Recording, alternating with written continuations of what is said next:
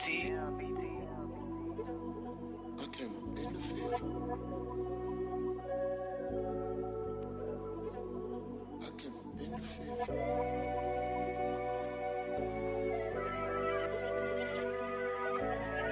30 circle. You know the way. I took my cleats off from calling plays, I came up in the field. Gotta keep the monitor spirits off because they just keep it tight. Cause when you having shit your way, you gotta keep it sad. You gotta show them folks you grind and celebrate in the press. Stack your money up real high, get a bitch and disappear. Don't take your goofy ass outside if you got no business with you. Don't tell nobody all your move, keep your motion to yourself. Live every day that you got here like it's the last one left. Hey, all I push here, P, feel like I'm Herson Miller. I'm from the trenches, look out my door, you probably see murder. These streets might give you what you want, but they'll never love you. They'll take everything you own, and they'll leave you nothing. Cause when you work hard in the paint, you must maintain your PV. Niggas think they ball forever, but only get 3 seconds. Nigga get flagrant with these files, I'ma have to tell them. Cross that line too early, I'm shooting, that's a violation. Splash Brothers from long range, we'll hit your meal tell you. Go back to the crib and kick shit, hood nigga kumite. I'm gon' crash by my respect, I take that to the grave. I'm gon' do this stunt myself, call me Super Dave. I took my cleats off from calling plays, I came up in the field. Gotta keep the monitor spirits off because they just keep it tight. Cause when you having shit your way, you gotta keep it sad. You gotta show them folks you grind and celebrate in the pride. Stack your money up real high, get a bitch and disappear. Don't take your goofy ass outside if you got no business with you. Don't tell nobody all your move, keep your motion to yourself. Live every day that you got here like it's the last one left. Watch me finger roll your hoe, just call me George Gervin. I used to serve it hand to hand, but now I hire workers. A Georgia boy take out your knees, but I ain't tired girly. Cocoa butter and bath and body, I like my bitches girly. I want loyalty and respect, and you can keep your love. I got my foot on these niggas' neck and I ain't letting up. Ain't no op ever did shit, they just be talking tough. Right now I'm focused on my vision and I ain't letting up. Pull out the shiesty and the blicky, and my pockets getting empty. Born with the grind on me, but this ain't no pretty Ricky. Amen, God shined on me, but I ain't no Sherman Hemsley. I got that 9 on me, hit the other team like Denzel. I took my cleats off.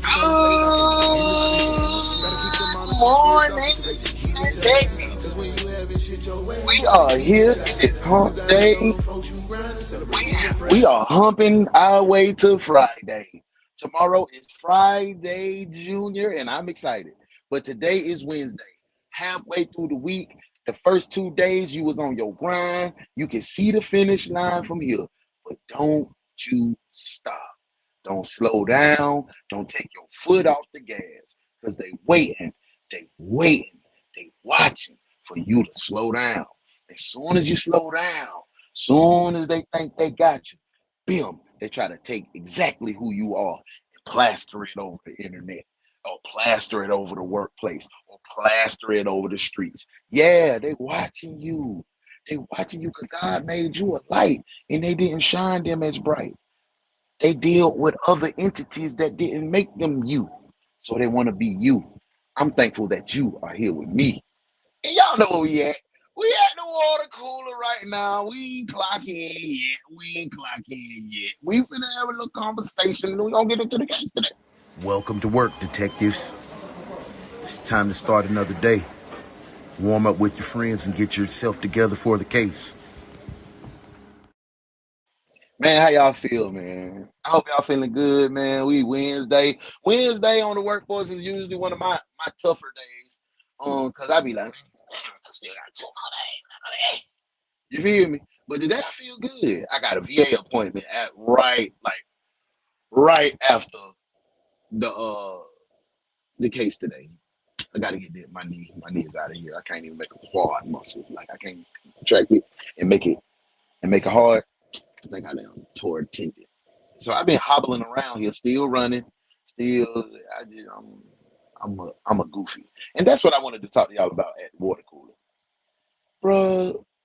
Y'all know when we were coming up in our younger days, we was out here hell on earth. We jumping off sliding boards, riding bikes, jumping ramps, playing football in the street, girls playing double dutch in the street. They out there trying to hoop in the park. Man, we did jumping off buildings and churches and houses and four-wheelers and three-wheelers and go-karts and dances and all that. We tore our bodies to shreds. And now in our older age, we don't want to go to no doctor. We got to stop that, y'all. Y'all be like, oh, it's God's will. God gave the will to the doctor to help you get through what you need to, but your stubbornness is preventing you from going to use the blessing that God put on this earth for you. A little stopgap before he ain't call you yet. When he call you, he call you. Ain't no doctor can save you. But when he call you, but he might want to. This might be this young man's or woman's or person's testimony to save you. That might be their part, the part of their story. But you don't even let them be a blessing to you because you so stubborn. You go to the doctor, man. You over a certain age, go get them physicals. You over a certain age, go get them. What is it? Not a colonoscopy. Go get your colonoscopy done. Go get your baseline testing. Go get some cancer screenings. Go get your kidneys checked. Go do all that. Go get your vision checked, your hearing. For real, go get all that. Go do allergy testing. Once you get older, the allergies switch up. They switch up on your ass. Me, I'm that. I'm talking to myself. When I be talking to y'all, I just be like, man, maybe somebody can feel this, can reach this, can use this. I'm over here beating myself up like, nah, I ain't going. I'm gonna go ahead and do my thing. My knee gonna fall off. Like, yeah, man, bro. God gave it this one body. Take care of it. Take care of it. I wish I would have told myself that when I was goddamn 13, doing backflips off a house, tearing my back and knees and hips, all that shit tore up, tore up. Hey, that's all I wanted to talk to y'all. I hope y'all feeling good, man. Make sure y'all spend by the highwaycollection.com. That's HWYcollection.com. Tap in with that boy, Young Tay White. Speaking of Young Tay White, you know he just dropped 4 new videos. I said 4 new videos. Got 4 new videos on the way. But y'all messing with it. Make sure y'all stop by the youngest CEO.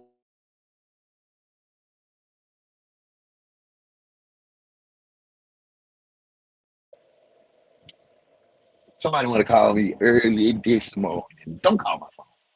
And it's a goddamn on, but telemarketing, I can't say bill collector because I don't really have no bills. My car's paid for. I just paid my mortgage. I paid my mortgage already, so they ain't calling me. I don't got no credit card that me do. My wife do all the credit card.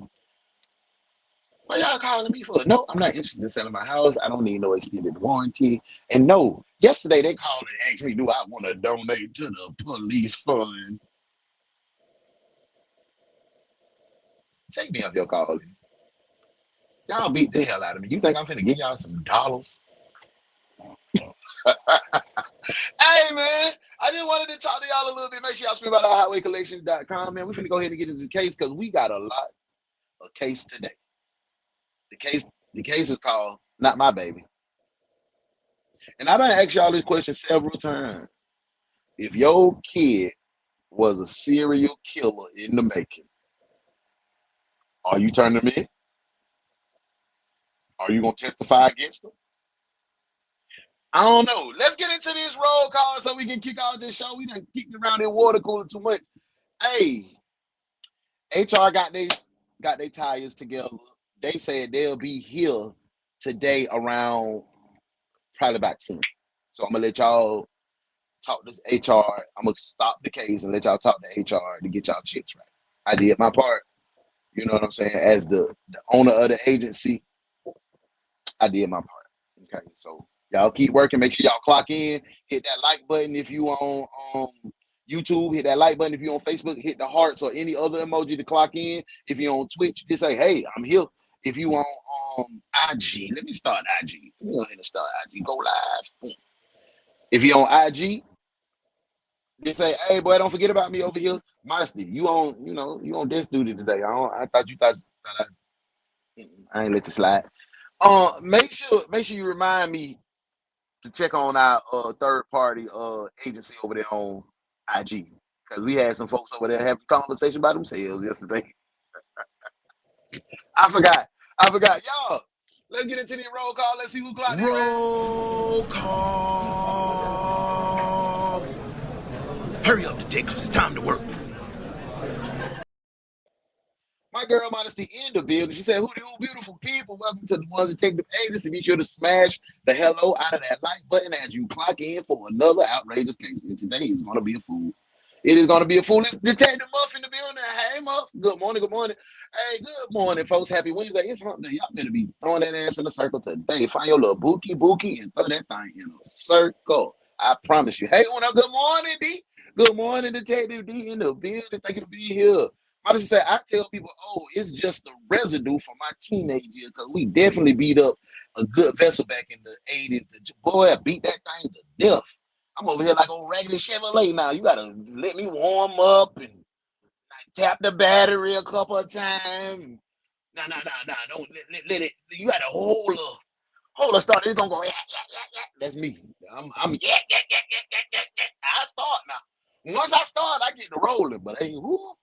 Getting that mug started. Good morning. We in the building. They stay calling too, but time I donate to the police. Get out my face. I appreciate you because I can't wait to speak to Officer Hansley. Oh yeah, he gonna be here though. He coming. Yeah, you know what I'm saying? Y'all ready to get into the case today, man? Let's do it. I'm ready to. Welcome to the Ones Detective Agency. Here this morning, police are looking for a suspect, the only detective agency capable of handling these grotesque and obscene cases. Look no further than the Ones Detective Agency, where evidence does not matter.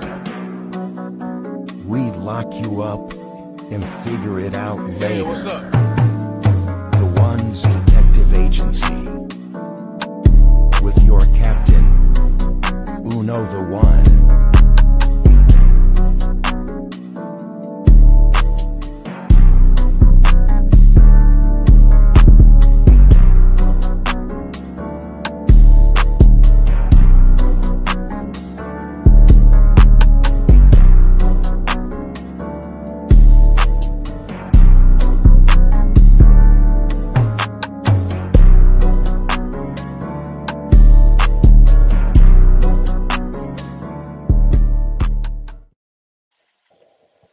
You got your cuffs? You got your pepper spray? You got your pew. Come on, let's get into the case then. I got my Zaisha rolled up already. I'm ready. Let's do it. It's right here. Yeah, because there's an arm. There's an arm, there's another arm, there's another one. Parents have some concerns of some stuff they may have found in your room? Yeah, I believe so. And what would it be? A human head and hands.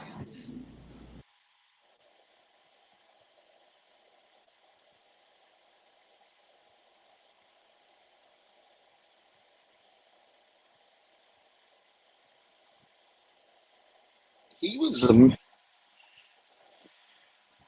was so matter of fact. It was an arm over there.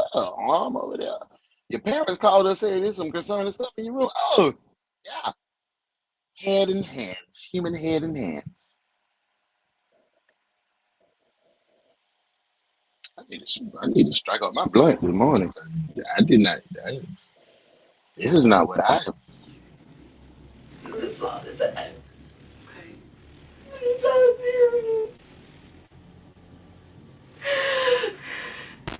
911 is John. What's the address emergency? Hi, there is an emergency. I found something in my son's closet wrapped in a plastic bag. Okay, what was it? I think it's a human head. It's a what? I think it's a human head. I know damn well there better not be no Michael Myers mask in there. You done call them folks talking about it's a human head now. You got me all. On March 1st, 2021, police at Grand Junction, Colorado received this chilling 911 call. A mother has just discovered a disturbing secret hidden within her son's closet. Even more terrifying, he's currently just outside the house while she makes this call for help. Why do you think it's that? Because it looks like it's all an ear. Is it bloody or does it like anything like that? I just told you to come. Do I have to take a picture and send it to you? What's the address? The dispatcher tries to get as much information as possible. Right. She said, do I need to take a picture and send it to you to get you to come? But if his mama called and said she found a human head in the bathroom, even if it's just a welfare check, take your country ass on out there. Possible to make sense of this shocking call and give officers an idea of what they might be walking into. Is your son there now? He just pulled up. We wanted to make sure he was here before we called. How old is he? 19. He's had a little bit of a fascination with the morbid, but he was channeling it, I thought, into becoming a... Look, he already on. It was a serial killer in the making. 8th edition, techniques of crime scene investigation. Ooh, that boy was trying to get away with it. She is terrified. She terrified on the phone, and this jackaloon on the dispatch on the line talking about crime scene investigator, but not so much. Do you think he's going to be cooperative with us? I don't know. I don't think he'll be violent. Just came back from his friend's house. Does he have any weapons in his room, or do you guys have any in the house? I don't know. I think that he has a shotgun, but we can certainly remove it immediately before he gets in his room. He's out by the car now, so. Is the bag still in the closet? No, it's in my kitchen sink. And there's a secondary bag that I have not opened. It's currently covered with a towel. And there's a second bag? Yeah, there's a second bag, though. I don't know what's in it. I didn't open it. I'm sorry. Did he took the second bag out of the closet? I took the second bag out of the closet and put it in the sink. Where's Brian now? Bruh, are you listening, dude? Are you listening, bro? Come on, step aside. This dude is pissing me off. This dispatch, like he just woke up. Like, bro, wake your ass up, boy. These calls are a matter of life and death, bro. She telling you to come get her son because he got a body. He got a whole head in the sink. It's another damn white bag in the closet. She tell you, well, my son, I think I seen a human head and my son got dang on in my son's closet. Okay. Is it a bloody ear? Bitch, just send somebody out here. Fool. Stupid. I ain't give one of these in a long time. You're a clown, bro. Dispatch. This lady is terrified for her life. She is doing everything right. And here you go, finna make the moment messed up. She just told you the nigga got a shotgun. He outside. If he got 2 human heads in the house, what you think he'll do to his little ass mama? Duh. Lord, I'm late. I overslept today. Lord, you ain't said that long. Sherry, you ain't said that long. Say that long next week now. Okay? You'd have been on time every day. I'm gonna let you slide today because this is your first hit. This is your first one. You know what I'm saying? So I'm gonna let you slide today. You've been doing good work. Thank you for being here. That modesty, watch her. She gonna just do it today with me. Okay. I'm still outside. And you're in the backyard now? I am, yes, because I don't want him to hear me. Despite the horrifying nature of this call, yeah, police for real. Oh, girl, what he got? You sure he killed him? Nah, for real. Could not have anticipated the twisted tale of violence they were about to embark on, nor did they have any idea just how shocking the My mama always said a hit dog will holler. Damn, that just popped up in my head. I just got to say this. This should have been said at the water cooler. A hit dog always will holler.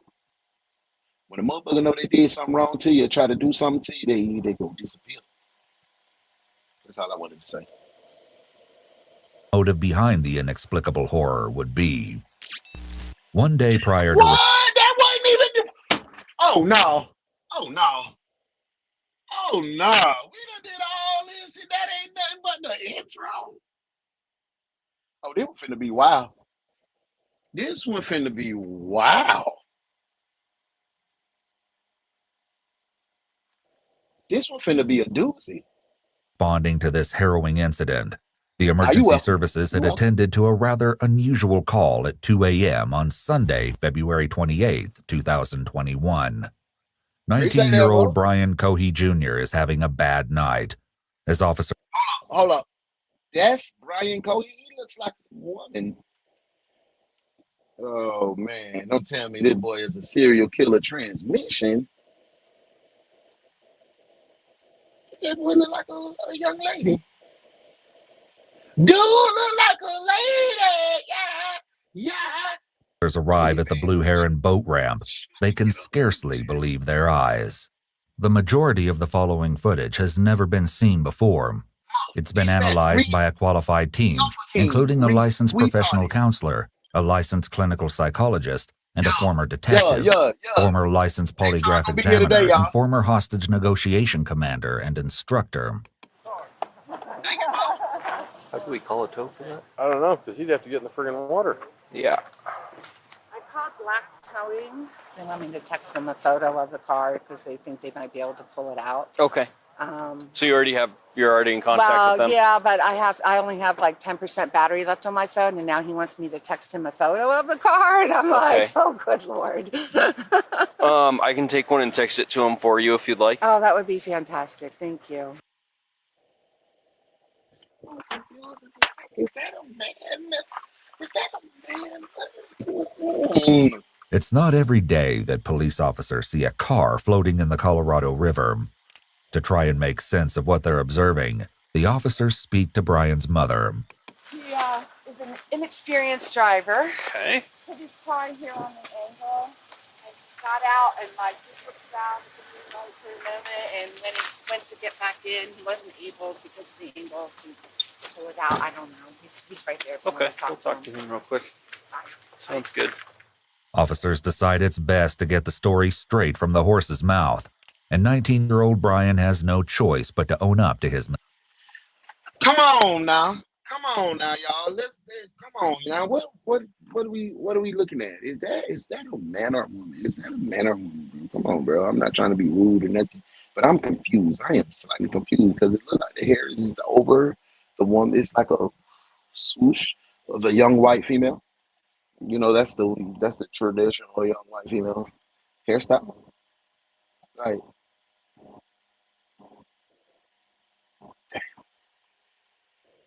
Oh, Muffin, she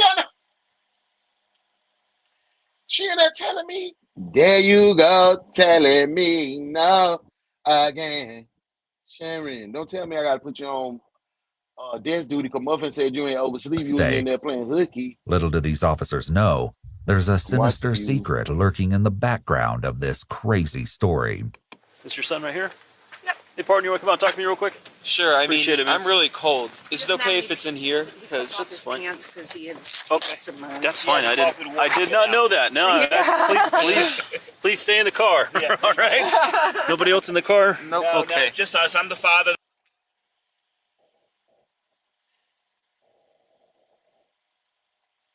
He naked in the car. He ain't got no clothes on in the car. What is going on? Oh, my side piece in here. Side piece, where you at? There she go. Okay, great day, good people. Smile. You hump day, girl. Nah, we doing asses in circles. Throw it in the circle. I've been seeing you doing it when you dance. Go on here. It's throw that ass in the circle Wednesday. Hump day. Let's go. We ain't smiling. You can smile when you throw it in the circle. This is my son. He Sounds good. 20 minutes ago and said, Dad, I parked the boat and I messed up. I tried to get out of the car and it slid down. Well, you're not hurt, right? You're okay? No, just a little cold is all. Just beside your pride a little bit? And probably $7,000. Okay. That boy. All right, man. Do you have your ID with you, driver's license by any chance? Thankfully. What were you doing down here, bud? Well, I felt like I needed to get out, and. Muffin, you done told on her now. Muffin. Oh wait, she done hit me with the razzle dazzle. I gotta watch Sharon there. It be always the pretty one with the glasses on that always trying to hit you with the little whoop whoop. I'm watching you. I'm watching you, Sharon. I figured, why not park here and just relax a little bit? Relax and think. Okay. And I parked on the boat ramp, and I thought it would be easy to get out. But when I tried to... Where did you park exactly? Were you down the hill a little bit? Yeah, just a little bit. Okay. And then... When you got back in, go ahead. When I got back in, I tried to put it in drive, and it didn't go up. So then I tried putting it in low gear, shimmying it a bit. That didn't work. Were you facing down? No, I was facing up. You back down? Yeah. That's a really good idea. It's a predicament so ridiculous that the responding officers can't help but laugh. How we're going to handle this, man? I don't know. Do I get a tow going for a car in the river and see if anybody will take this? I'm going to work on that. I don't know, man. So I'm kind of glad you were coming down here because I was like, it's not a crash. He just it's like parked 8 feet out in the water. He parked it and basically couldn't get it up. It just lost traction. If that was a black young male, you think that would have been handled differently? You think he would have been more suspicious? Cause goddamn little Brian, little BJ, is something Brian Jr. ain't it? BJ, we gonna call him BJ. Little BJ, he didn't look like a threat. He didn't look like his mama was friendly. The disposition was like, oh, damsel in distress, white female trying to take that. But if that was me, if that was Demetrius, that what you backing for? Oh, you back down by the river? Oh nah, sir, we gonna put you in, we gonna detain you. We can put your handcuffs till we find out what's going on. It wouldn't have been Joey. Maybe I'm overreacting. Maybe I'm tender about that. Just let me know. Nah, I don't know, you off. Let me know. Looks like, and then he actually went we in family. it, Y'all just can tell down me in the when water. I'm He's not fucking hurt up. at all. So I I'm want you like, to. how are you gonna get this car out if possible? I don't know. The officers are convinced that this is a teenager's mishap. It will be some time before they begin to suspect that They thought Jeffrey Dahmer was a teenage mishap too, when all them men was turning up missing and coming up in gumbo pots. there's anything more to this story than what they've been told. Or not. I don't know. I don't She's see a whole lot of cars that have put themselves in that situation. So we're gonna see what we can do. And, I'm actually the owner of the life jacket program on the boat ramp here. I do all the life jackets in Grand Junction, Colorado. So it's like, oh my God, this is not. It happens. Y'all forgive me. Do we got a little speech impediment? His tongue a little heavy. Sounds like to me. Yeah. It happens. Faced with embarrassment over the whole ordeal, Brian's mother talks with the officers. Yeah, we made him wait till he was almost 18 before he got his driver's license because we didn't want him having any accidents like they do when they're 16 and 17 and Gotcha. stupid things. Girl, you just blind to the fact. You just blind to the little fact. Not gonna lie, this is my first time too. Really? It's a new one for me. What's that? So I've never seen one of these either. So it's a new one for me. On my website, backing up when people back up their boats, I see accidents when a truck goes accidentally in the water. Next you know, the boat and the truck in the water. I lost him.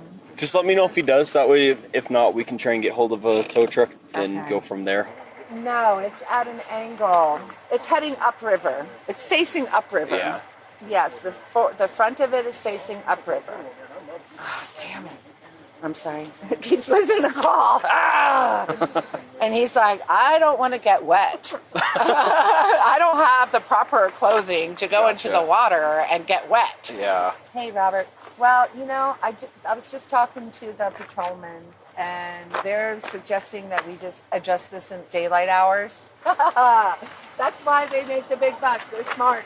Nobody don't make no damn big bucks, aunties. What police you know make big bucks? At long last, the officers make contact with the towing company willing to come out to the river in the middle of the night and risk the frigid waters.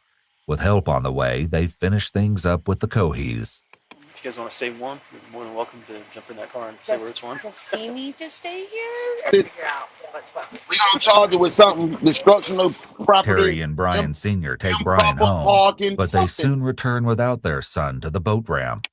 Nearly an hour later, the tow company is making progress.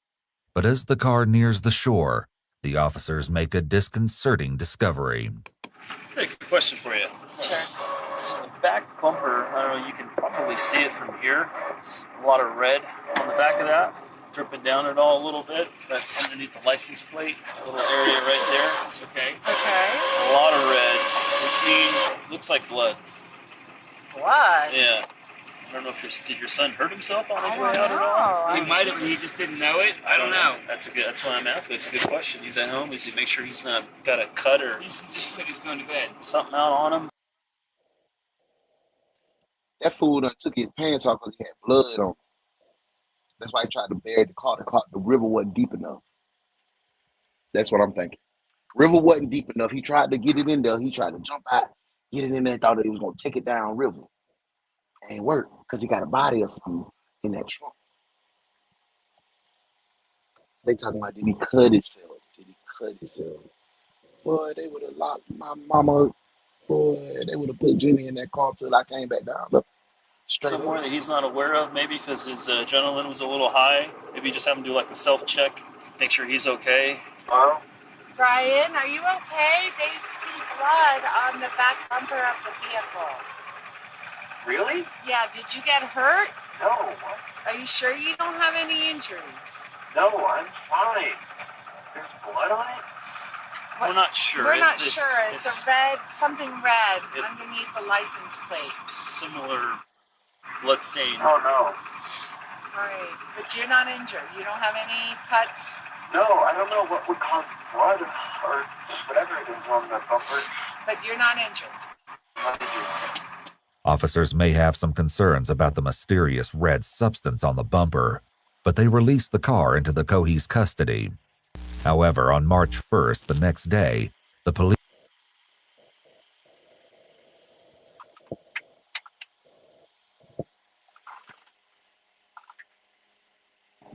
Y'all would have got y'all call back with blood traces on it.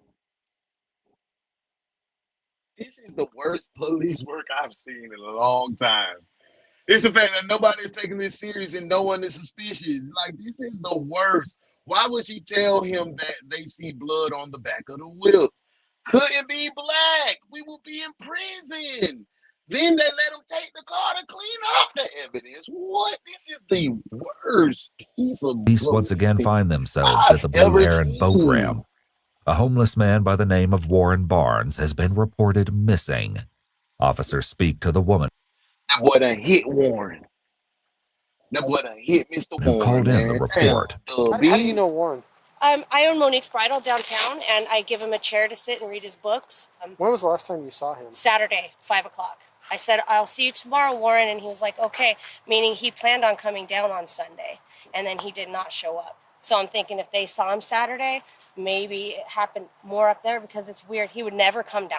Hey, all my Georgia detectives, y'all remember when we had up here in the city? I was a little closer to up in the city when they had that rash of homeless people being killed, and that it was the black dude that going around killing the homeless people, like stomping them out. They'd be under their cover. He'd just start like just start feeding on them. Yeah, man. That I think his sentencing, they just had his sentencing. He got like 12 life sentences in a row.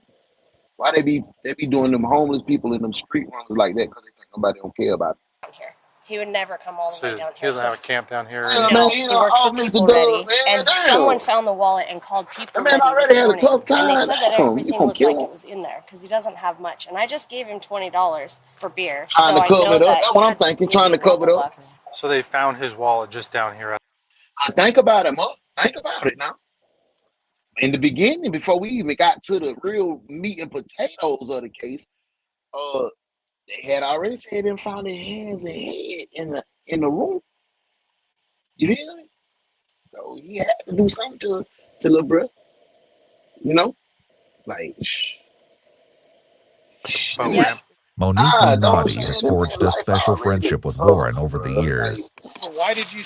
What raised concern with you today to report him missing? Because the place People Ready called to see if I had seen him because he didn't show up for work, and he's never once not shown up for work in the 4 years he's been working for them. So I said no, and that I hadn't seen him since Saturday. He was camping down here. No, She's never seen or heard of him being down here. that's why. I don't know, Mother. The way the little BJ, little Brown Jr. going about things, Warren might have just been at the wrong place at the wrong time. Y'all let me know. Let's talk a little bit. We ain't going off. We just come to the side. Y'all feel like Warren and little BJ had some dealing, some type of dealing, or do you feel like this was random? Y'all let me know. Good morning, team. I got okay, that's why. Okay, Miss T, thank you for being here. She ran by and got the donuts when she came in. Thank you. Girl, you got some vegan donuts enough for me? Thank you. I appreciate you. You so sweet and kind. Modesty's still on desk duty. I just wanted to let you know that, Miss T. If you need her to help you pass out the donuts, she can help. She can assist you. Yeah. And Mama Slow, you ain't hear no commotion. He in the room. This man, a whole real life adult.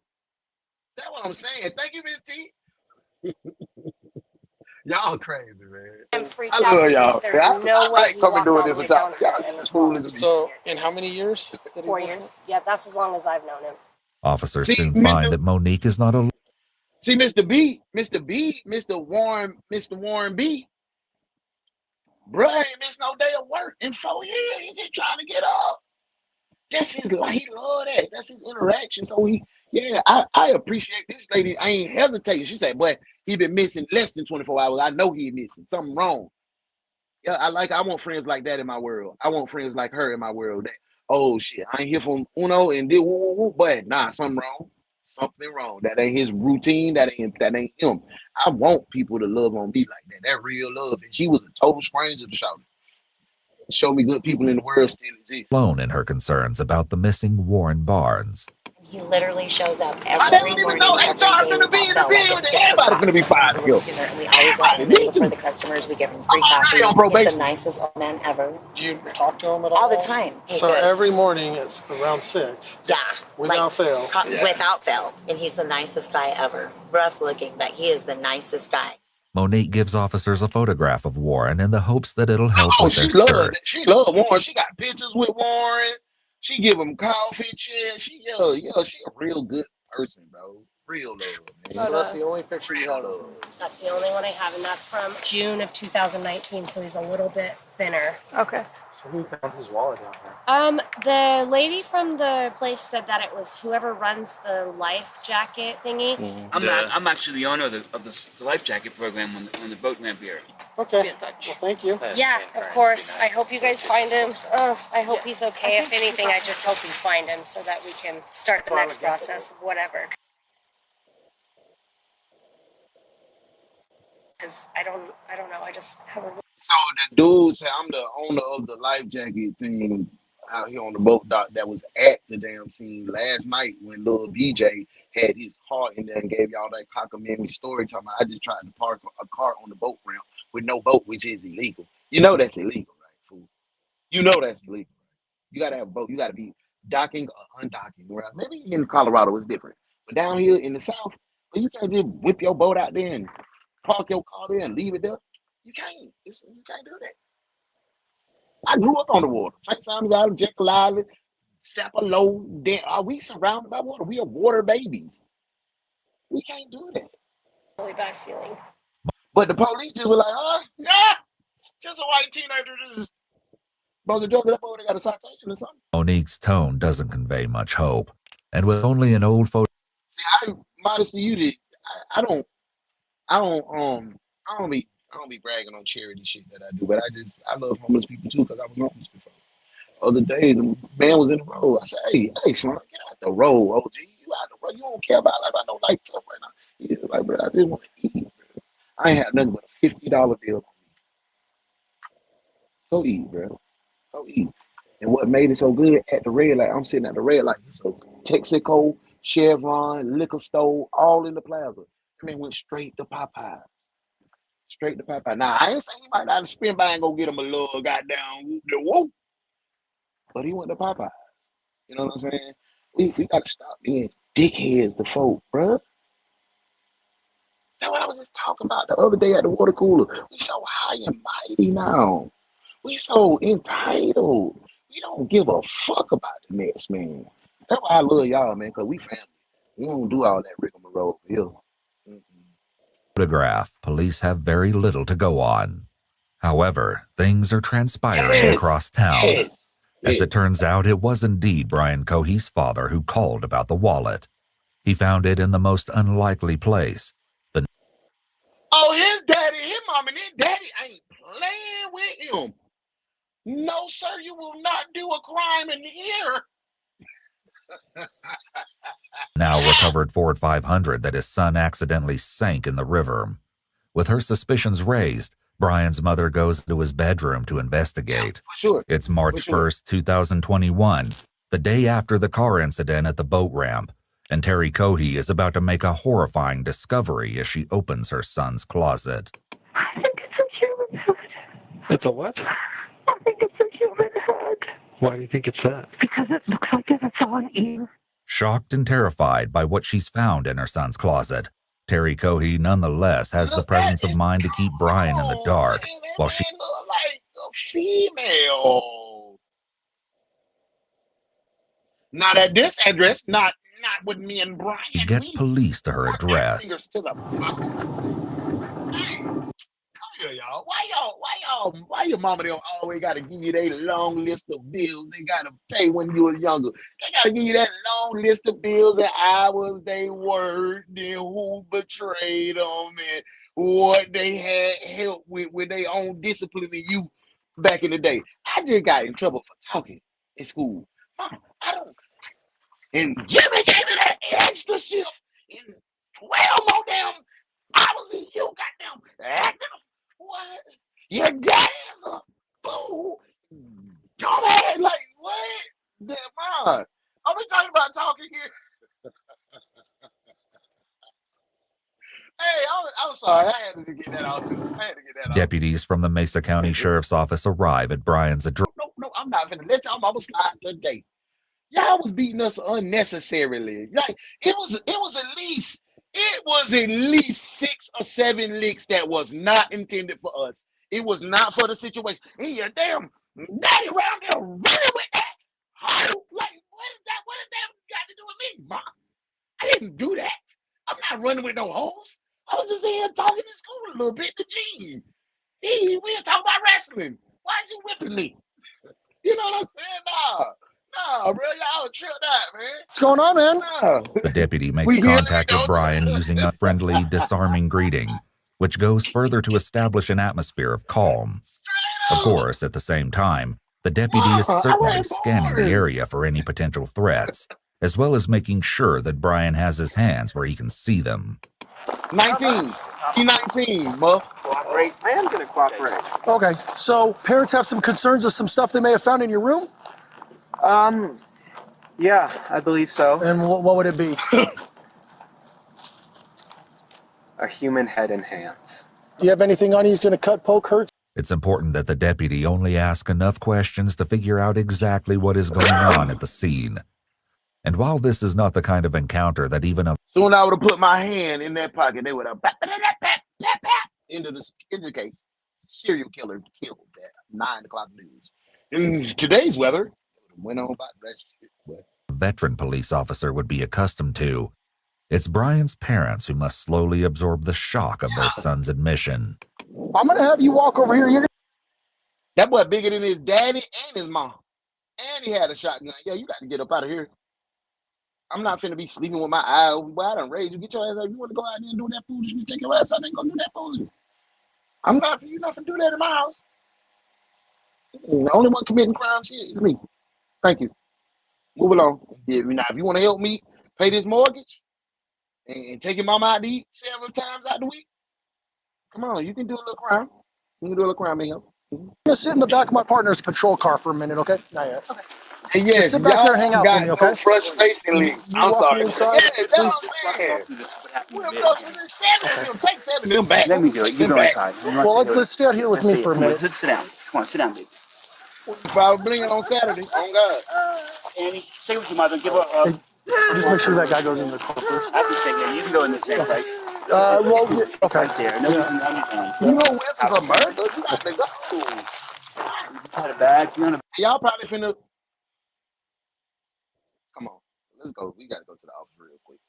They go to the office real quick. Detective, in my office. Now. Now, I might let my son indulge in a little adult beverage. Okay. Let me put my glasses on right, because I might let him indulge in a little adult beverage at that age at the house, you know, because I don't want him in the streets. In the streets. I don't want him there. He might can even participate in the cannabis.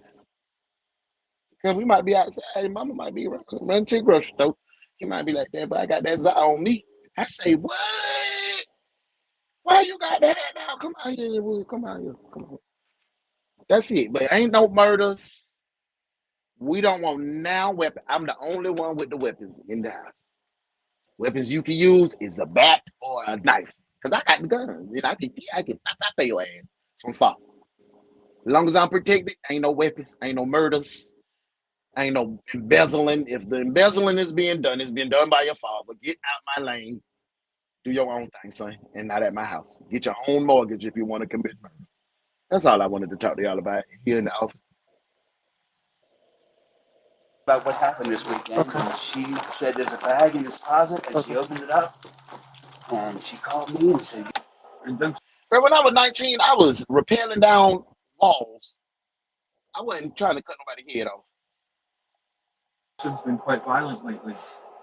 The officer has no response to this observation. How you holding up, Brian? Okay. A bit thirsty? You guys have any water in your home? I can't make any guarantees we're going to be able to go in and get some, but I will get some water to you as soon as I can, okay? I'm fine with you not being cuffs. Okay, thank you. All right, Brian, open this door for me, please.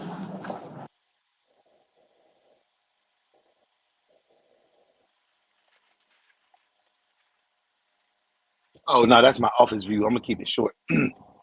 So yeah, so y'all know when we go back to the office, we're gonna do the big screen. We're gonna get personal. So when I put it to the side, we're just gonna keep it right here. We on the side. How the hell he get all this preferential treatment? This man is a murderer. He cut a head off, and y'all don't want him in no cuffs.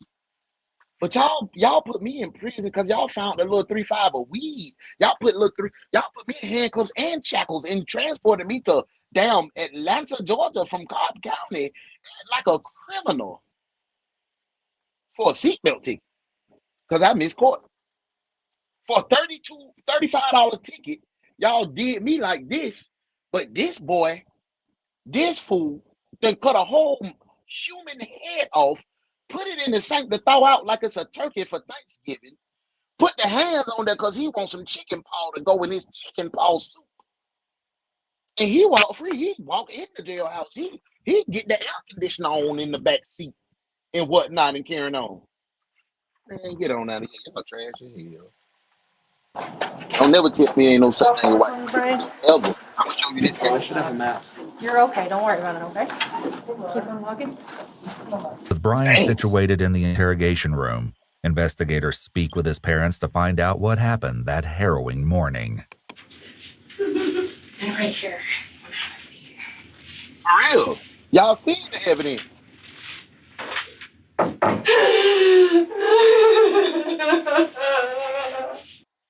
Brenda, you want to hear that, man? Your son is a fool. Yeah. They gonna definitely give him Burger King. Like, bro, what the hell? This wild to me. Just take your time. Take as much time as you need, okay? So I know very little about what's going on today. So, what started all of what's going on? Terry relays the incident at the boat ramp. So we have the car towed back to the address, and of course, with the battery being wet, nothing was operating. And so my husband was cleaning out the car because he was going to take it into Scotty's to see if they could maybe salvage it. Okay. And he found the wallet. So he called me this morning and he said, found a wallet in Brian's car. Oh, and the officers thought that there was blood on his car. Okay. The night that it was in the river. Okay. The scene, and he had just had a procedure done on his armpit a few days before, so I thought maybe the adrenaline opened that back up, and that's where it came from. I don't know. And he said, I don't know where it came from. And he took special effects class last summer. I think it's a combination of all of it. She finna lose her baby. You know what I'm saying? I seen that they had another son though. Because Dad said, hug your mother. However, his father, Brian Cohey Sr., found something even grislier in the car's glove box and decided. Big Brian look like he ain't with Brian Jr. ever, once, never. And I ain't trying to say that discipline will straighten the kid out because I got my ass thrashed and I ain't hate. But Brian don't look like he believes in that type of discipline with his to confront his son. Went back out there this morning just to continue, and I opened the glove box. Because before them police got there, if any one of you ladies would have seen y'all head in y'all son closet, y'all would have went to his ass when he was outside. And he ain't got no weapon. The minute I know damn well you ain't got no head in that goddamn closet. Mom, what head?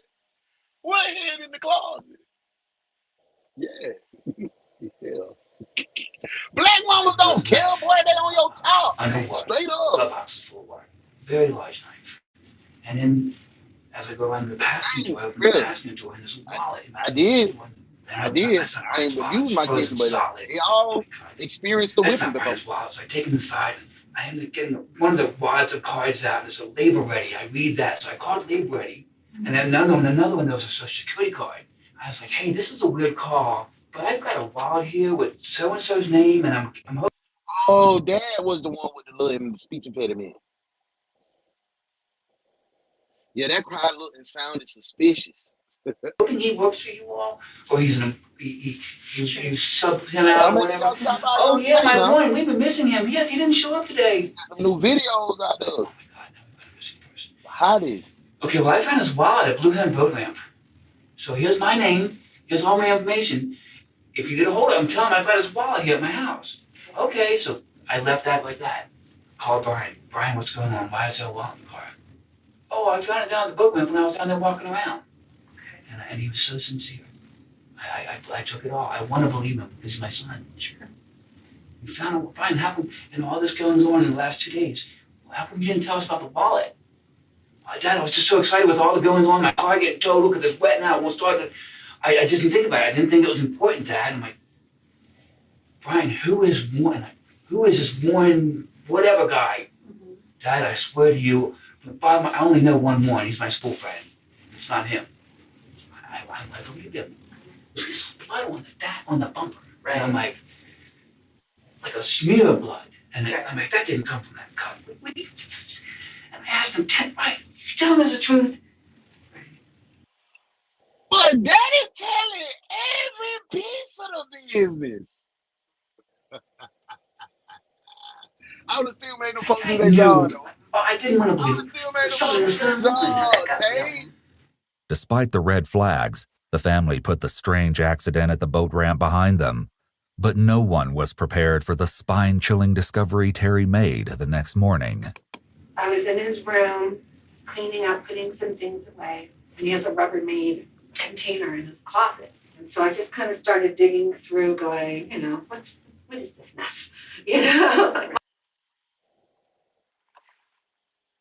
19 and you cleaning your baby room, yo boy. Now I cleaned my daughter room until she was probably about 13. First year, ninth grade, 14. I stopped cleaning her room. I used to clean her room. Her cousin Danita used to come over and clean her room. My mom used to clean her room. I used to pay the cousin to clean her room. Like, today I ain't do no cleaning. Like, straight up, I did that. But for my sons, I used to clean Deontay's room. I cleaned his room till he about 8. But 19, and you clean up your son's room down. Ooh. Still. And did y'all clean y'all kids' room? What age you stop cleaning your kids' room? And I was like, what in the world does he have in here? And I picked it up, and it was heavy. And I held it in my hands, and I was like, what in the world? For real, D. You got to take that on. What in the world? Is it like maggots covering something? Or I don't know. I better take it in the sink. So I carried Dad not it out playing to with the him. Mama neither. And it was double bagged. So I ripped open one bag, and I saw old blood. Okay. And I'm like, look at her body language. Even with her legs crossed, it's not like a guarded type with the toes pointed down, trying to. She just telling the story. She just let it flow. The investigator ain't say a thing. That's a truthful person. That's truth. I ain't got nothing to do with it, but this is what I see. Damn, Tay! Damn, Tay said I started cleaning that room at 2. The hell? Damn, Tay, you drive a hard bargain, Tay. Tay talking about I ain't do no whipping. Ask him how many whippings he do. Now, we don't beat on our children. That's slave mentality.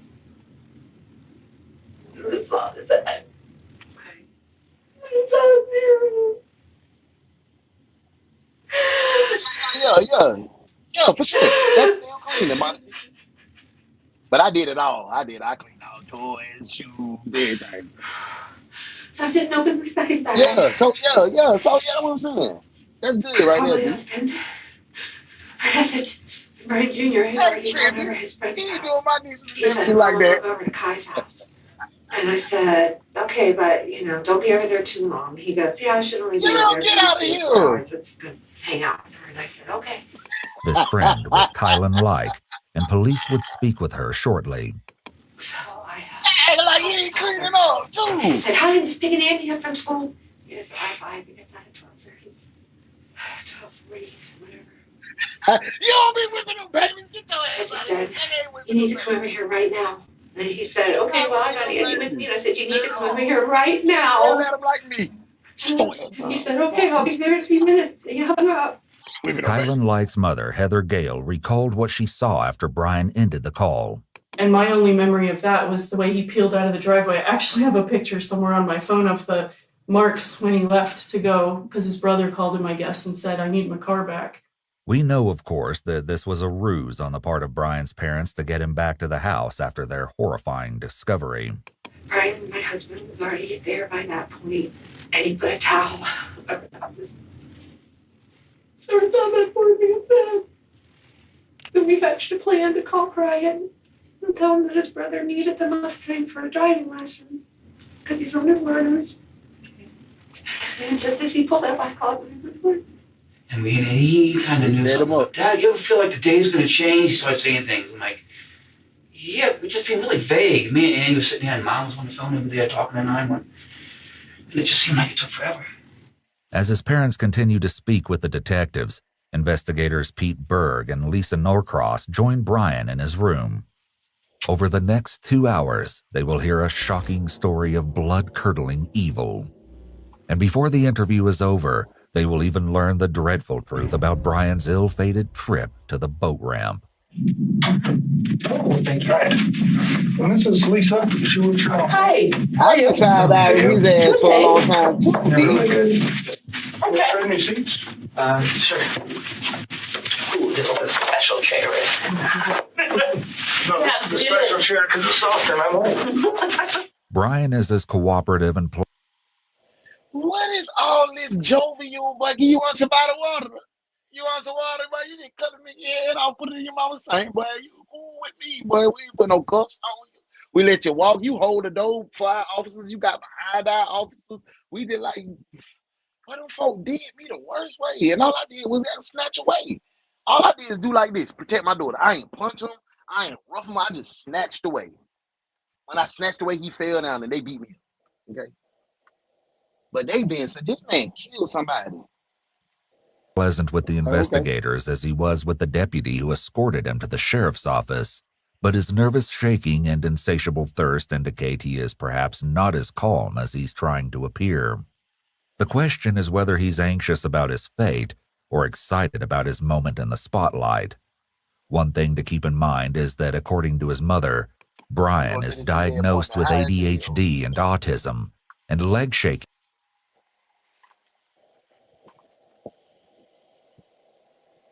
Every single time, y'all. Every single time. Every single case. Every single day. Every time we blame mental health.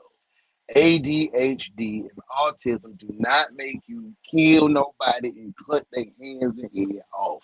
Why? Because I suffer from those things. Maybe not autism. Maybe I might be on the spectrum. My mama ain't test me for no being on no damn spectrum. I might be a little touch with autism. We might all have a little touch of autism. But we ain't out here killing nobody. Talking about cutting their head off. Come on, bro. Stop with the rigmarole, bro. I'm over that now. Y'all got to Can be a normal, stimulating behavior for people with these diagnoses. They read Brian his Miranda rights, and he agrees to speak with the officers. Brian, from here? Thirsty as hell, mouth dry. I've went to Broadway Elementary School just across from my dad's house. Then I went to Redlands Middle School. Right. Graduated last year. Good for you. Okay. Do you work? Yeah. Jeffrey Dahmer graduated too. Did y'all tell him good for you? Samir Rice would have graduated. Trayvon Martin would have graduated. Them 9 people in South Carolina that got killed by that white boy that y'all took to the goddamn Burger King, they graduated. They graduated. Mm-hmm. Y'all told them good for them? Did y'all tell Mike Brown good for him? What about Ahmaud Arbery? Y'all told him good for him too when he graduated? Oh, I'm good. Where do you work at? Not even part-time. I was going to say part-time. I have a touch. Yes, I think all of us. Bagger / courtesy clerk for Safeway. Good morning, Mama. I'm glad you're in the building. It may seem at first glance that the detectives are engaging in idle chit-chat to set Brian at ease. Excuses. But this is part of rapport building, and it's also crucial for them to establish early on that Brian has been handling responsibilities such as school and work, and is perfectly capable of carrying on a normal conversation. This will make it much harder for Brian to claim before a jury that he was unable to tell right from wrong. Exactly, D. It's a cow. It's finesse. Okay. It seems that Investigator Berg was merely asking how Brian physically arrived at the sheriff's office. But Brian doesn't stand on ceremony. With a tone and head tilt that suggests he's bragging, Brian makes the ultimate confession. In fact, he's all too willing to discuss this horrific crime with detectives. To start back at the beginning and go slow and tell me as many details as you can remember. So, because I mean, Murray going to jail for the 15 years probably. I have no idea. Because we're at the beginning. It's murder. I mean, I'm going to jail for 20 probably, but I figured, why fight it? Okay.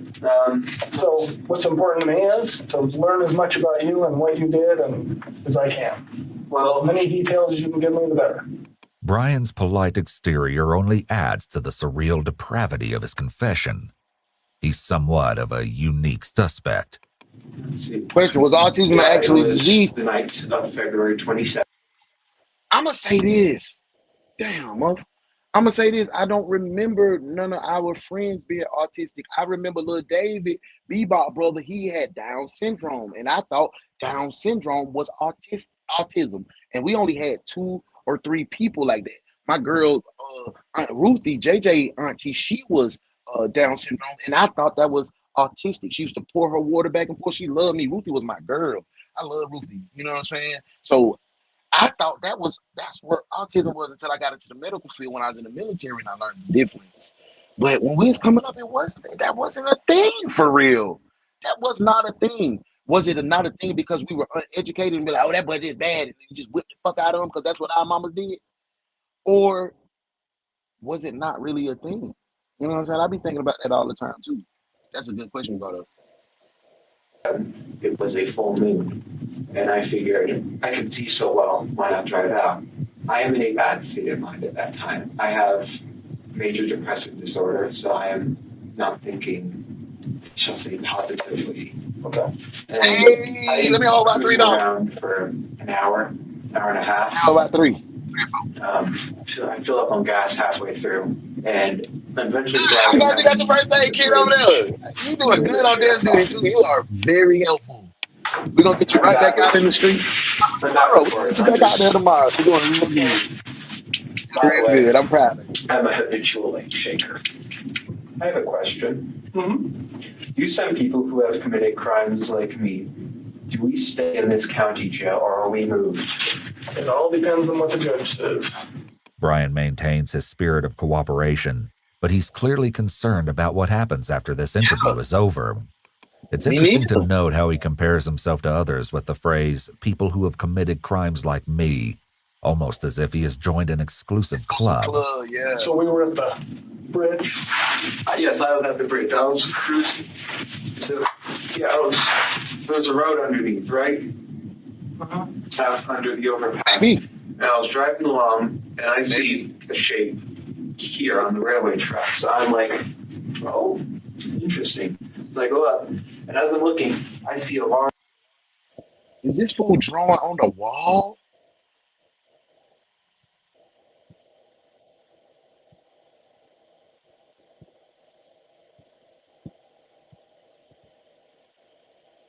storage thing wrapped in a canvas.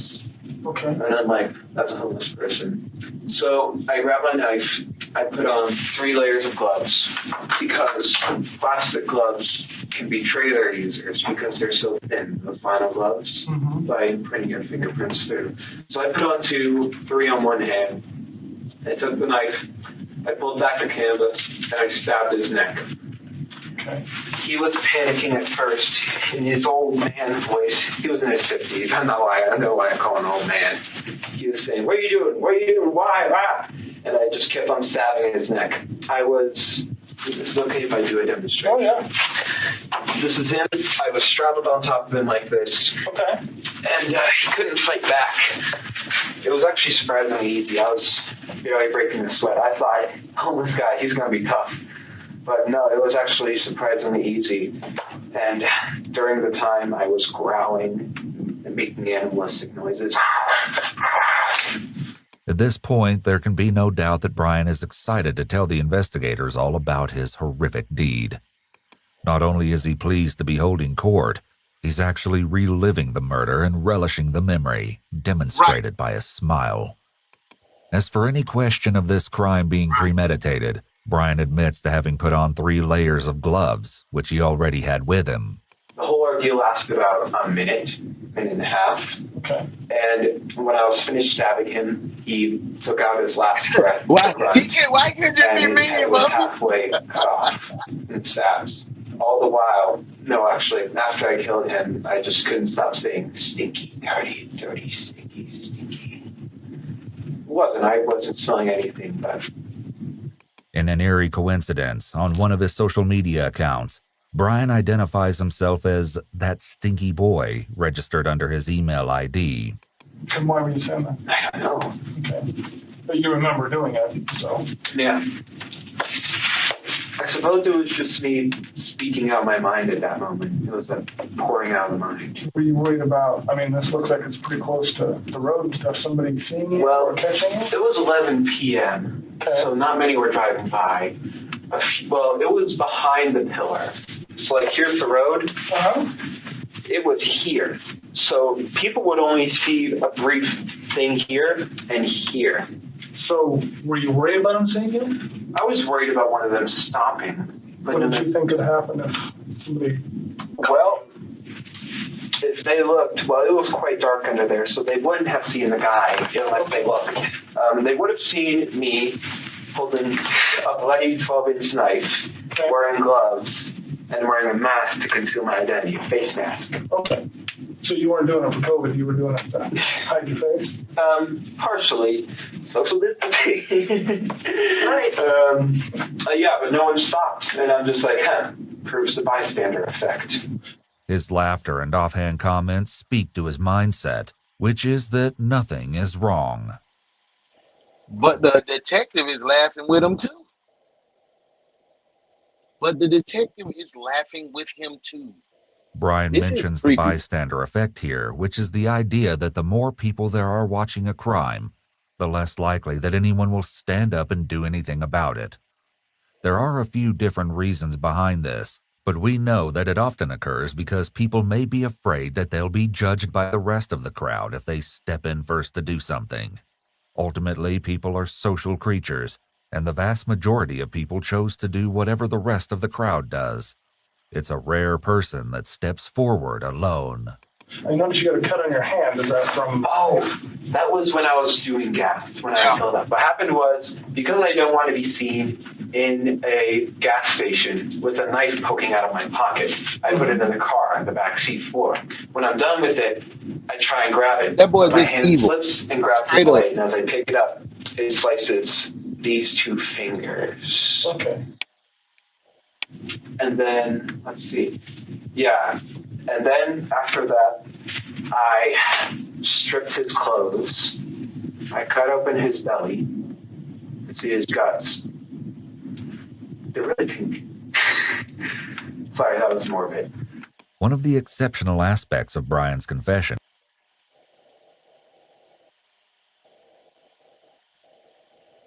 that ain't no autism.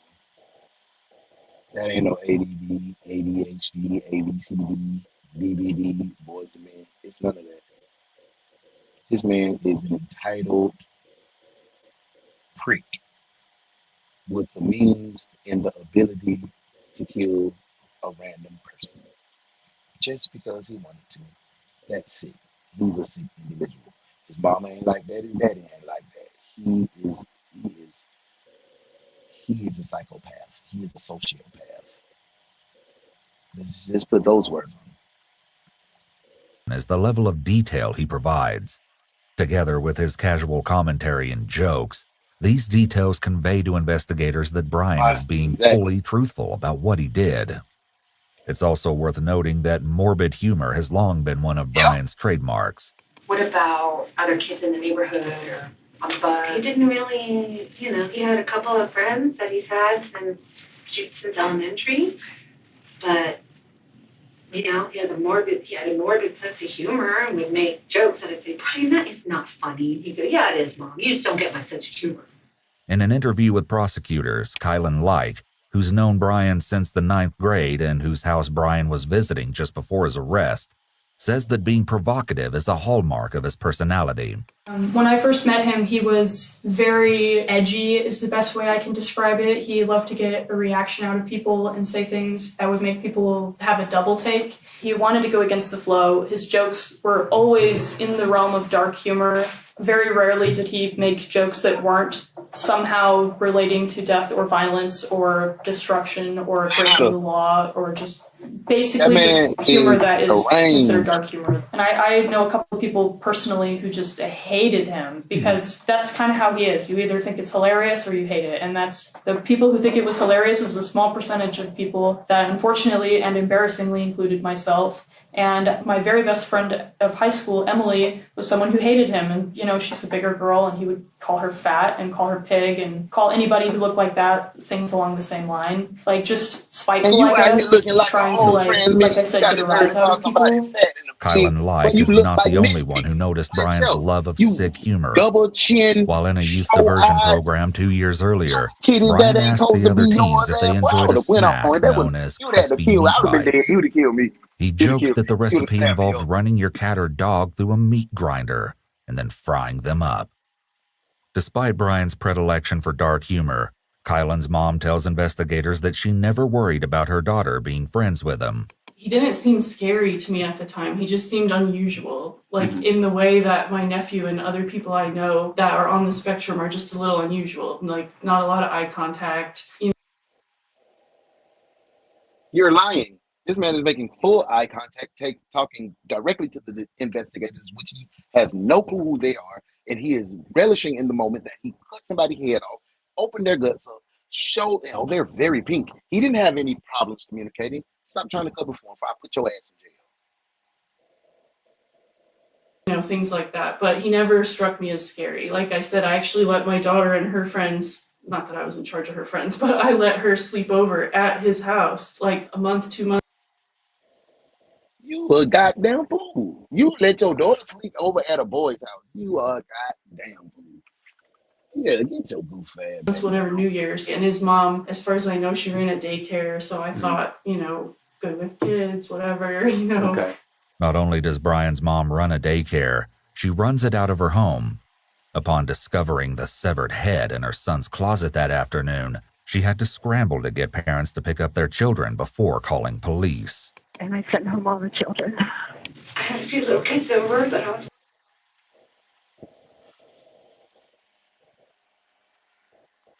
She got kids at the crib with this man. She got other people's children at the crib. Holy smokes. My kids went to a home daycare for the first 3 years when it's coming up. Shout out to Miss Brenda, man, and Miss Melissa. My kids used to call them Mickalika. Mickalika. They used to love Mickalika house. Oh, but damn, bro, that's why I be so shaky with them damn in-home daycare, man. I don't know what be what. You feel me? They don't be having no kind of real regulations. You got your baby in there. Just imagine you drop little man off and you gotta come pick him up. Yeah, I got a head in my house. My son done cut the little rabbit little Warren head off and put it in the kitchen sink. Oh, go get them babies. I got to get these hands out of here. Boy, what? Boy, I would have sued the drawers off of me. Watching, so I called their parents and I said, this is a family emergency. Please come pick up your children right away. They're safe. Yeah, he's social skills. D, that's an excuse, D. That's an excuse, D. Okay. And they took their kids. He has no business around the Back in the interrogation room, Brian goes into further nauseating detail about the post-mortem mutilation of Warren Barnes. Oh, he gave him a Joker man. Destroyed his eyes by stabbing them. Okay. And then I cut off his hands. I put those in plastic Ziploc bags. And then I cut off his right arm at this joint and at this joint. And then at this arm, I tried cutting it here, and then I tried cutting it here. But what happened was I accidentally broke his bone. This one, it was poking out. And so I left that one here, partially cut, dismembered here, bone sticking out. And then I left his body there. And then I took the head, put it in a leftover pizza box from the dinner a few nights ago. And then I took the hands, put them in the back, drove home, hid the hands and head in my room, cleaned the knife, threw away the garbage with the blood on it, and then put the blood stained, wasn't stained, it had splatters on it. I put it in the dish, in the washing machine. What did you put in there? I put the outfit I murdered him in the washing machine. Yeah, I was wearing. Okay. In our washing machine, put it on high speed so it would effectively remove the blood. Washed it twice. You'll notice again that not only is Brian's level of detail remarkable and disturbing, he talks about the steps he took to avoid getting caught. These will undoubtedly be important elements to any eventual prosecution as it goes to establishing his state of mind. I can back up just so I don't lose track of where my mind is. So you it's wild. This case wild. Hands off all that before you went home? Yeah, before I went home, I tossed the arm bits around. Like I took the right arm bit, threw it out, took the left arm bit, threw it out. So it's somewhere around that bridge? Yeah, but look in because I know crime scenes can be a very wide area. Mm-hmm. You're going to want to look in a... But he got autism, right? Y'all telling me that, man, this is on the spectrum, right? This is the excuse that we're going to give him. Well, because he's on the spectrum. That man is not on no fucking spectrum, bro. In a 10-foot area. So, like, this is a zoom in. So... Yeah, for sure. Yeah, he just want to be famous. He want to go down in infamy. And be... Man, you're going, his corpse is here. The interview continues to get more and more bizarre. In addition to reliving the mutilation in full pantomime, Brian enthusiastically goes over the dimensions and location of the crime scene. Nothing's wrong with it. He's a police lieutenant giving a briefing to his officers. I hope I'm being cooperative. Oh, you're doing great. So you could have just walked over here. I could have. It's no use trying to deceive. So that's north, and you threw... What all did you throw while you were there? I mean, how many pieces am I looking for? There are 2 pieces of arm. Look, Auntie just come in like that. They just going about a normal conversation, bro. Ain't chained up, picked up, tied up. They ain't got him in handcuffs. They ain't doing nothing. He just... Auntie ain't scared. She in there looking. She done bought him another water. Miss Priscilla in there just got on a nice little green with a black vest on. She got a little perm done. She looking clean. Like, hey, Miss Priscilla. And then little Randy Earl over here talking to Brian, talking to little BJ, man, like this is like a family little conversation at the dinner table. So what you do with his arms? What you do? Why you ain't throw? The detective said, why you ain't throw it over here? What are we doing? Making murder plans? I'm confused. Who is the enemy here? In this general area. I couldn't say where they are. Armed with information they've been fed from the interrogation, police officers descend on the area. There they find a scene that will no doubt haunt them for the rest of their lives. It's right here. D, look, that's how you pointed out. He got a stranger in his personal space making eye contact, not with autism. He wouldn't be. Yeah, nah, that wouldn't go down. That wouldn't go down. Because there's an arm. Hey. The female cop starts to laugh when she sees an arm. It's unfortunate that the family and the court will hear this. There's an arm, there's another arm. Do some pictures. There's another one. They're unprofessional as hell, boy. This is like something out of TV. Yeah. Discussion with the deputy chief about how these kids don't have any. Right here's a leg. That could be the upper arm or a leg. Well, there's 3. There, and there.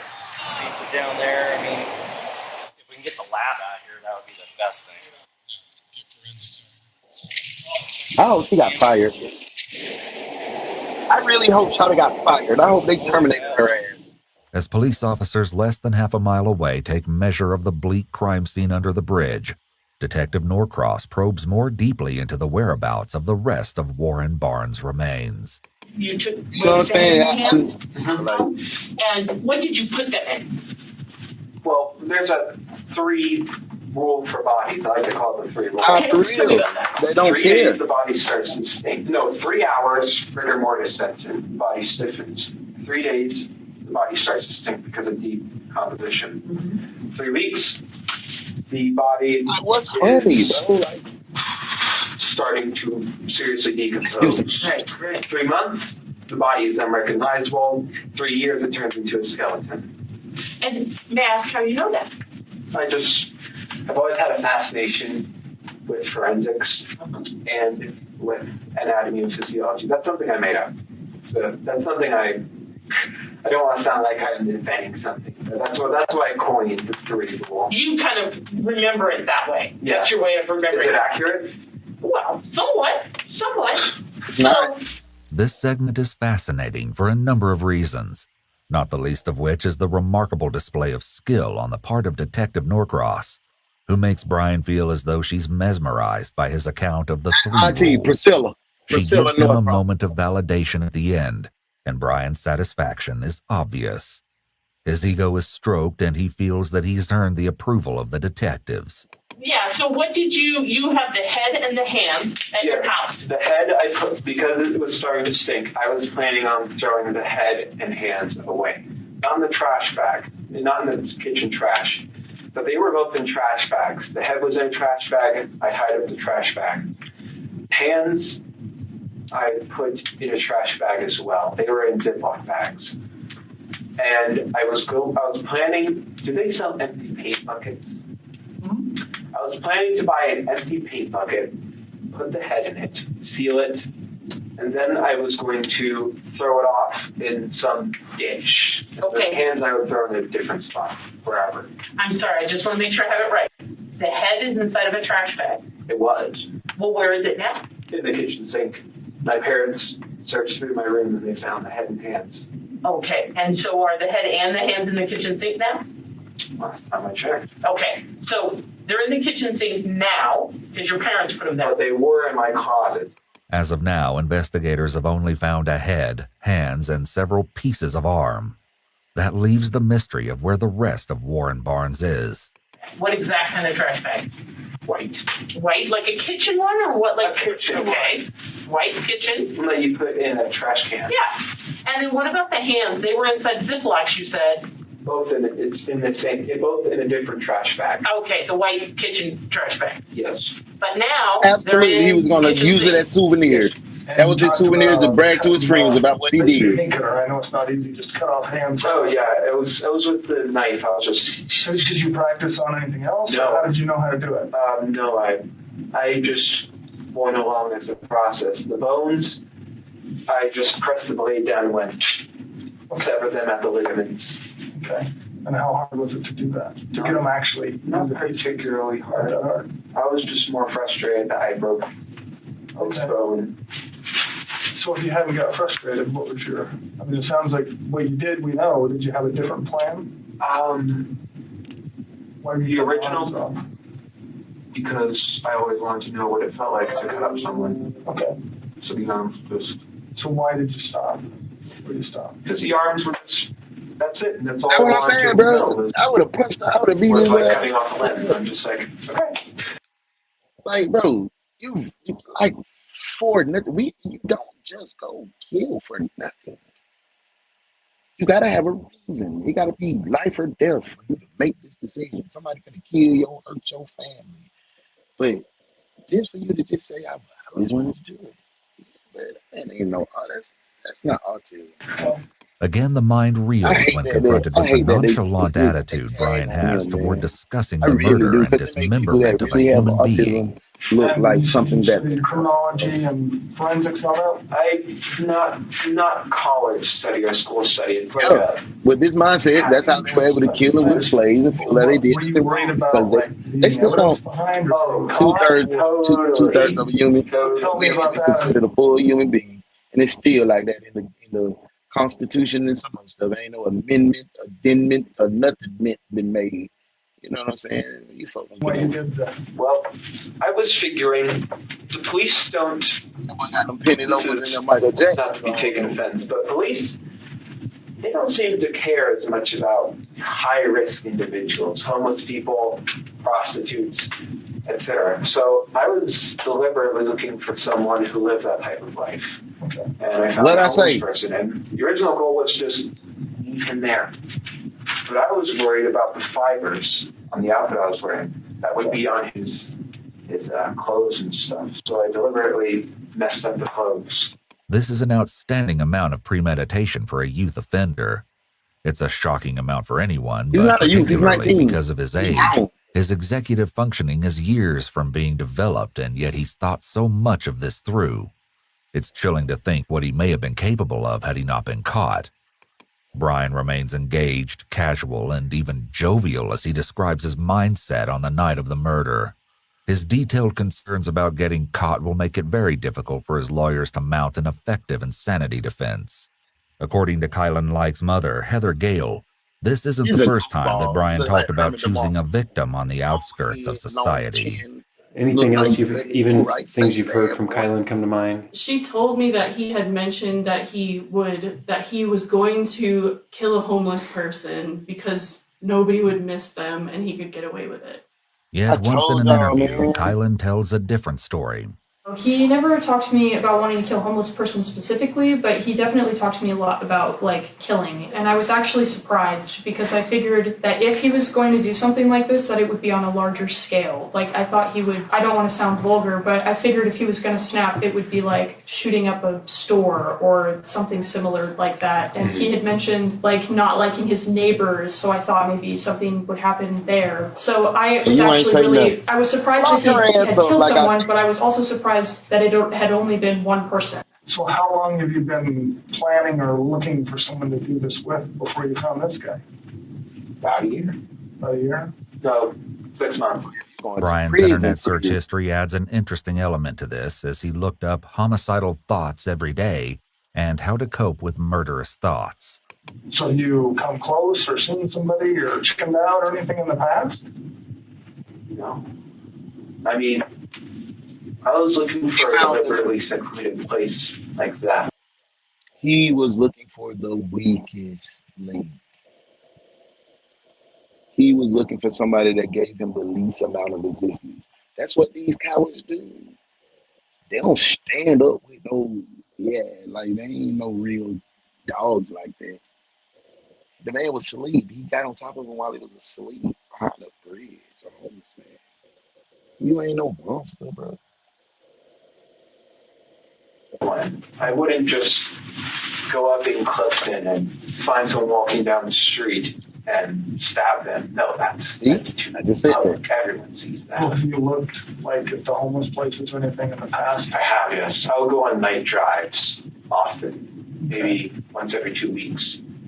Now just peruse the streets. So before this guy, how close had you come in the past? Not at all. Not at all? You just drive around and... Yeah, look, just try and find Is anybody interesting? No. In your mind thought of a plan? Well, occasionally when you see girls walking down the street. This is 43 minutes into the interrogation. He done spilled the beans. I'm talking about all of it. I take a glance at them because it really is like a temper where half of me says, well, I'm quite inept with women. I'm being honest, I'm no Casanova.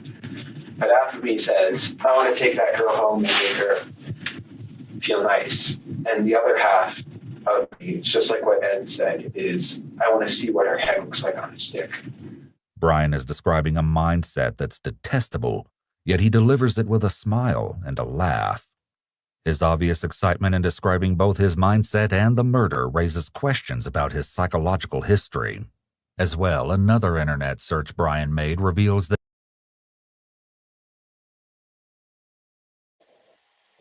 He might have been wanting her to tell so he could get help. Maybe. And she didn't. She failed him.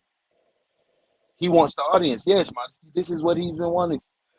That's what I meant earlier. Warren didn't do shit to deserve this. Little punk ass boy murking him. That's what I'm saying. And everybody in the community saying Warren was a good man. He just was down on the low. He was the lady said the nicest old man I know. You see, he was gone for not even a full 24 hours. The boy wasn't. He just didn't show up for work. He killed him at 11:30 that night. He didn't show up for work. They said, something wrong. That boy was loved in the community, straight up. And this jagaloon goes and do something because he just want to get his nuts off. He's a hoe. Straight up.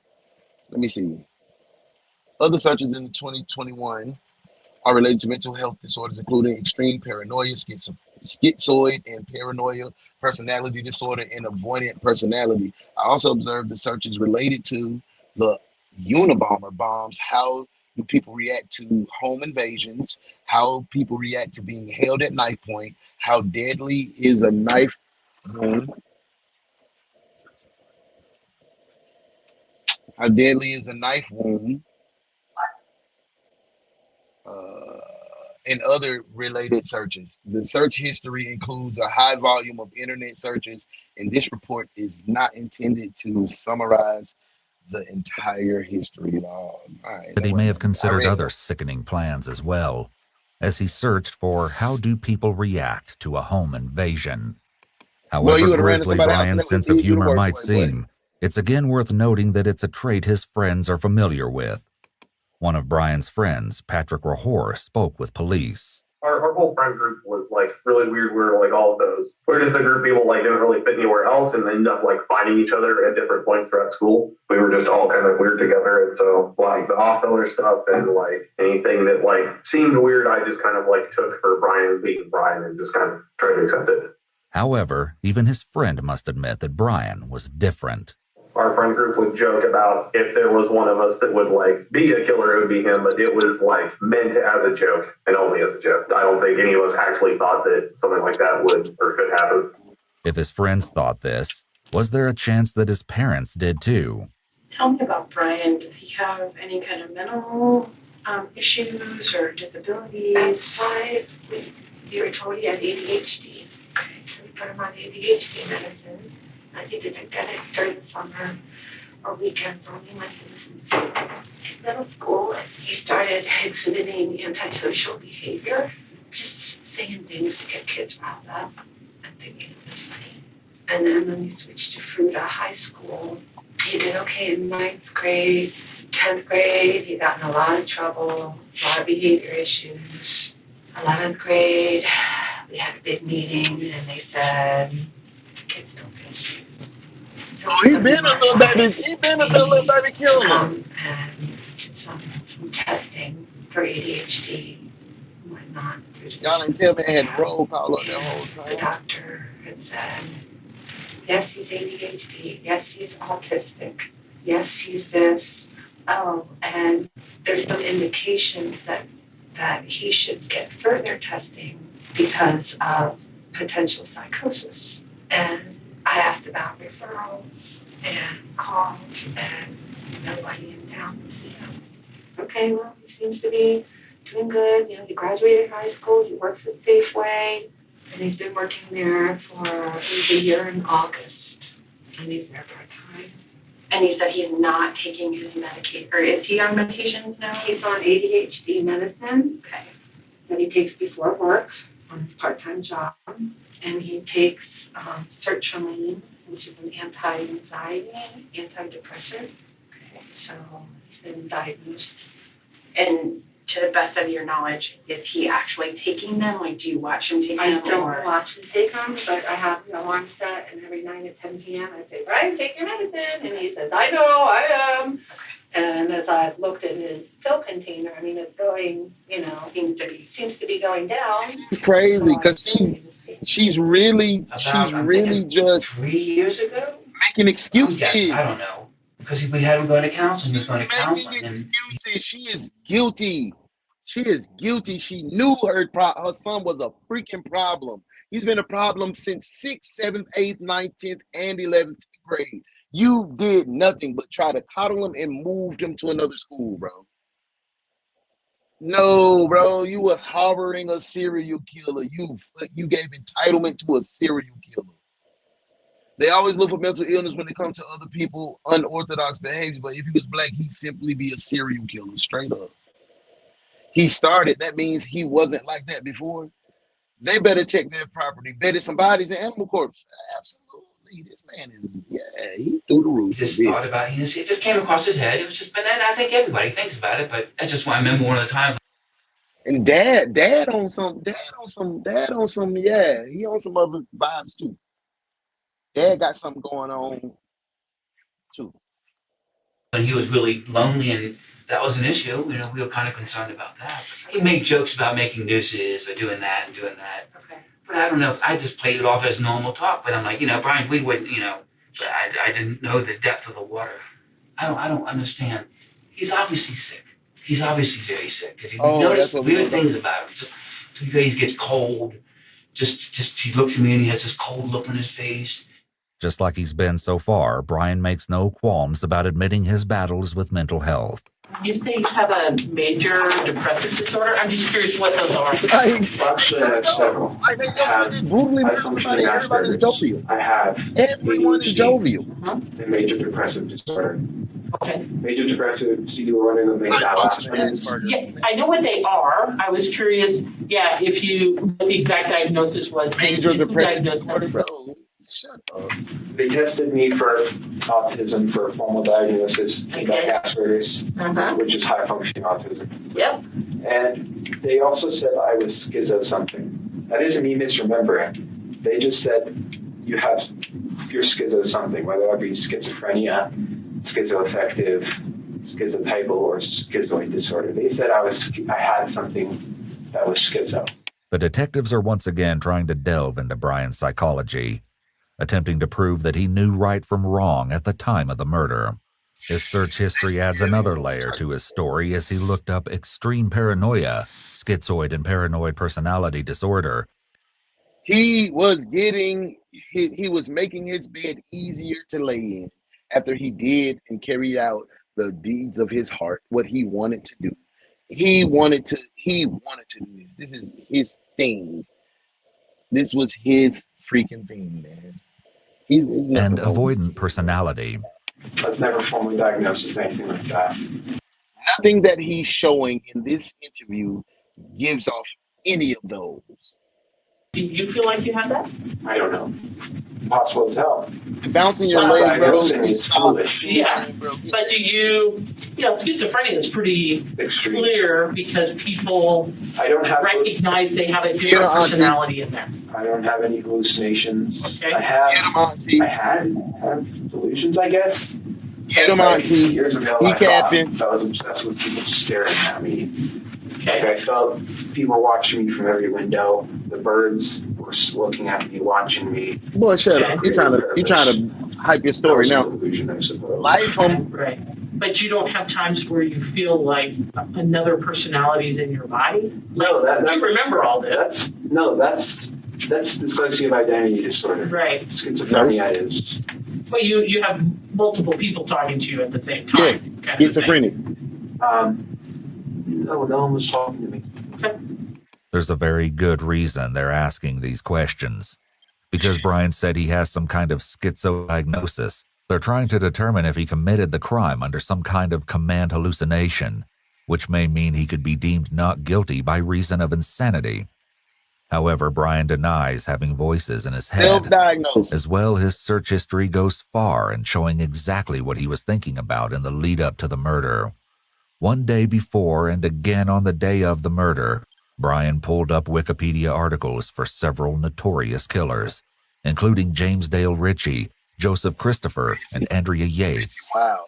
In the Yates, I know month leading up Ritchie to and the Yates. murder, he also looked up topics such as, how do people react to being held at knife point? How deadly is a neck stab wound? And he read an article about the killing of a homeless man in Baton Rouge. What did you think would happen if you got caught? Well, I figured my mother would have confronted me about it, but no, she didn't even say it. Do you know who the person was that you killed? No. I took his wallet. I didn't look at it. I just picked it up, briefly scanned over it, and put it in my car. Apparently, it was Warren. My mom told me this before she found out that the missing person was Warren Brown, born in '63. Brian doesn't seem particularly interested in knowing more about his victim, and the detectives turn Brian back to the subject of the evidence. So we talked about the stuff there we're going to go look for. Your mom's off in the sink, apparently. Yeah. The knife is where? My dad found it in the glove box. I don't know where it is. What did the knife look like that you found in the... You know when you buy like a 10-piece knife set, the biggest one in there? Okay. I think when we moved Terry into the daycare, we probably bought all new kitchens, and I think he just took it out of the kitchen.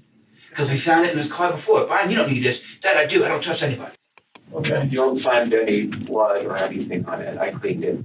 All his belongings, except for his wallet, are right here. And his head in his hands. His head and his hands are at the house. Any reason you were wearing a dark blue one-piece jumper set? You know the movie Halloween, Michael Myers? He thought he was Michael Myers. For Halloween last year, I bought that as a costume. He thought he was Michael Myers. He's lame. Okay. And I just associated that piece of that article of clothing with violence. That's why I was wearing it that night. Yes. As horrifying as all of this is, nothing they've heard so far can prepare investigators for the rest of the seismic revelations to come. First, however, detectives have a simple question for the killer sitting before them. Have you ever done it before? No. Okay. You gotta ask, right? Yeah. How about animals? Have you practiced on anything? Yes. It's pretty big. Practice on animals. Practice on animals. We went back and said that. We said that. We said he had animals in his history. And guess what, y'all?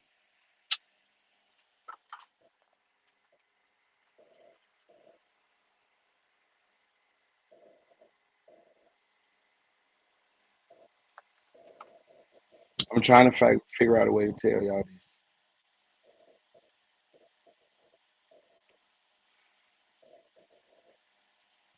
I'm trying to like